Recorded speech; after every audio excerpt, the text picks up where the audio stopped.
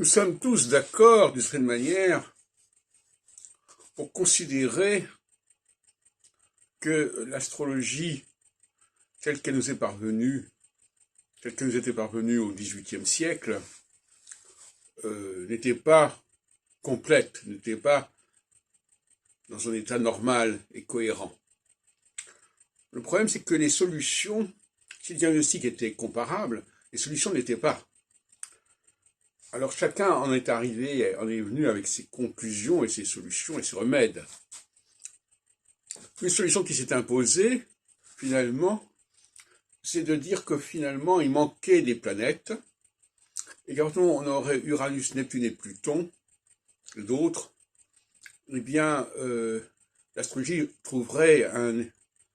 un état plus heureux. D'autres ont pensé que c'était à un autre niveau que ça se passait, et en ce qui me concerne, comme vous le savez, je rejette tout à fait cette solution des planètes transsaturniennes,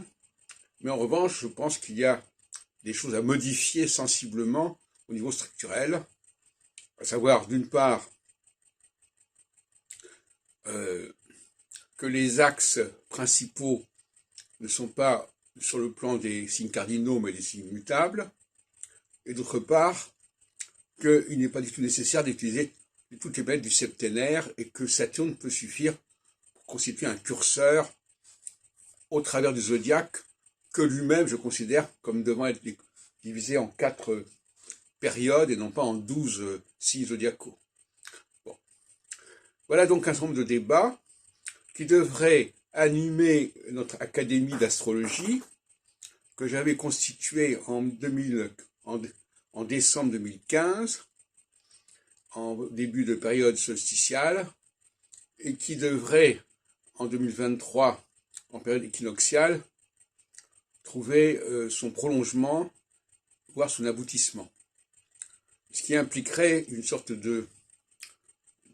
d'arrangement entre d'un côté les chercheurs qui se consacrent plutôt à l'astrologie mondiale, comme moi, et qui s'intéressent aux phénomènes collectifs, et les praticiens qui ont plutôt théorisé